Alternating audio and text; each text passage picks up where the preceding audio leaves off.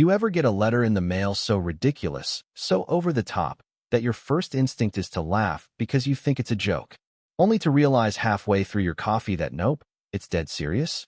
That happened to me one Tuesday morning.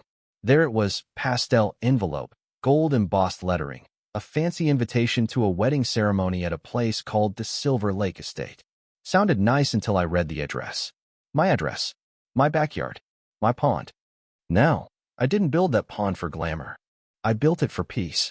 After 28 years working as an environmental engineer, wetlands, drainage systems, stormwater mitigation, I wanted a little patch of nature all to myself. A spring-fed pond, hand-dug, lined with stone, filled with koi I raised from tiny fry, each one with a name. It was my legacy, my escape, and my therapy rolled into one. And apparently, according to this invitation, it was also the venue for Lindsay Caldwell's lakeside wedding. If that name sounds familiar, it should. Lindsay is the daughter of Marlene Caldwell, HOA president, self-appointed queen of Birch Hollow, and a woman who thinks no is just a longer route to yes. I'd tangled with Marlene before over lawn signs and mailbox color, but this was a whole new beast. She had not only printed these wedding invitations, listing my pond as the venue, started advertising the location online as a rentable event space. $5,000 a pop. And here's the kicker. She never asked. Not once. So I did what any rational person would do, smiled, set the invitation down, and decided I was going to give her exactly what she asked for, a party by the pond. Just not the kind she imagined. It had started a few weeks earlier. I was enjoying a quiet Saturday morning on my back deck, cup of black coffee in one hand, my old retriever Gus snoring at my feet, when I found a folded notice taped to my back gate. Neon orange paper, bold letters, public interest hearing, shared use consideration, South Creek Pond. That was my pond. I blinked twice. What the hell did shared use even mean? I marched straight down to the HOA office, which sat at the end of our block like a dentist's waiting room nobody wanted to enter. Marlene was already there, sipping iced herbal tea, wearing a blouse that screamed retired pageant coach. She didn't even flinch, just smiled, showed me a clipboard, and said, "Oh, Thomas, I was just about to reach out. We're finalizing a proposal to make your pond a shared community amenity. It's about giving back." "You don't own my pond," I said, cool as I could manage. She laughed, that shrill, condescending laugh, the one that makes your molars ache. "Well, technically, since it crosses a drainage easement listed in the HOA charter, it qualifies for review. You might want to check your bylaws." Oh, I checked. And I also checked with a land use attorney who owed me a favor from the time I helped save his cabin from floodplain reclassification. Turned out, not only was she wrong, she was dead wrong. But Marlene doesn't back down when she's wrong. She doubles down. Posters began appearing on bulletin boards. Pondview venue now booking for summer. With my address. One of her little helpers, Barb, the HOA treasurer with a fondness for eavesdropping, was stapling flyers to my fence when I caught her. "Just following the president's orders," she said. "If she's president, I'm the Duke of Mud," I replied, "and I'm about to show y'all what kind of kingdom you've stepped into." The tipping point came one evening when Gus refused to go near the water. That dog swam in that pond every summer.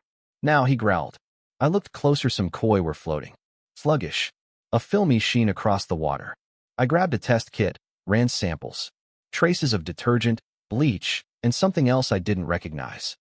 So I set up a wildlife cam. And sure enough, there was Marlene, in gardening gloves, dumping something into the pond under cover of dusk. The label on the bottle read, "Algae clear," but whatever it was killing my fish. I didn't sleep much that night. I wasn't angry, I was grieving. That pond was my retirement, my peace, my daily breath. And she was poisoning it for a backdrop in some Pinterest wedding fantasy. So I got to work. Dug up my old blueprints from when I designed the drainage. Called an old buddy, Sam Fletcher, retired trenching specialist with a backhoe and a vendetta against bad planning committees. I asked one question: how fast can we turn a pond into a mud pit? He laughed. Fast enough to make him wish they booked a hotel ballroom. We worked at night. Installed a covert bypass system to reroute the water to a temporary underground tank. Filed a drainage permit with the city citing chemical contamination and ecological restoration. It was approved in 2 days. Marlene was too busy planning the wedding of the season to notice the waterline falling. By the following week, it was no longer a pond, it was a thick, sticky crater, churned just enough to trap a stiletto heel like quicksand. Gus would sit on the deck watching it, tail thumping, as if he knew something good was coming. The morning of the wedding, I was on my porch in a robe, coffee steaming in the mist, watching chaos unfold. Vendors showed up confused, wandering toward the lakefront venue, with folding chairs and sound equipment. I informed them politely that the body of water they'd been promised was under environmental restoration.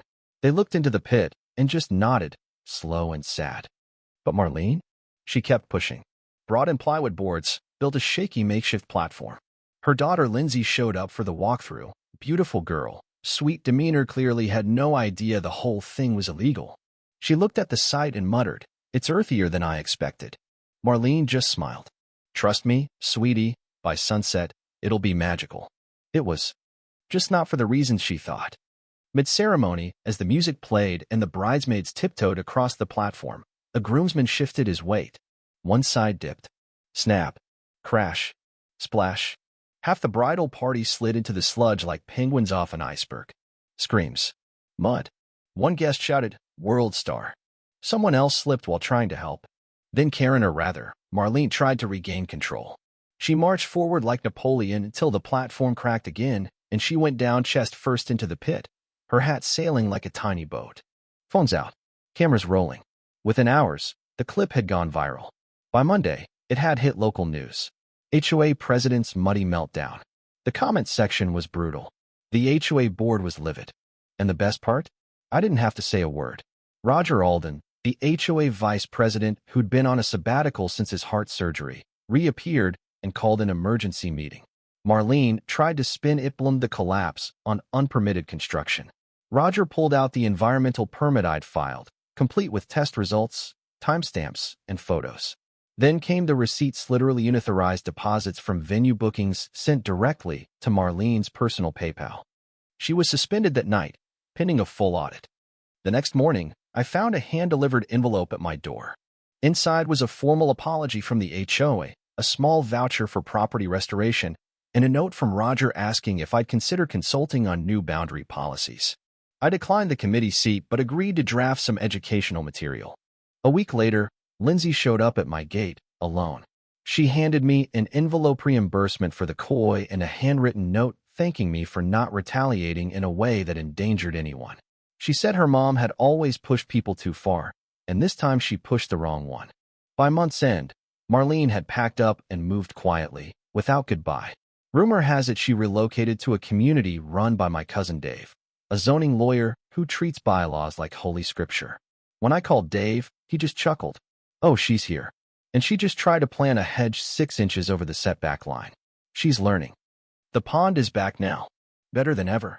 I hired a restoration crew, added a deeper center, new native plants, and a solar filtration system. This time, signs line the edge, private property ecological zone. The koi return donated by a local wildlife center who heard the story and wanted to help turn it into something positive. We even held a small neighborhood event, no tents, no DJs, just lemonade, folding chairs, and a short talk on environmental stewardship. Folks smiled, relaxed, laughed. Some brought cookies.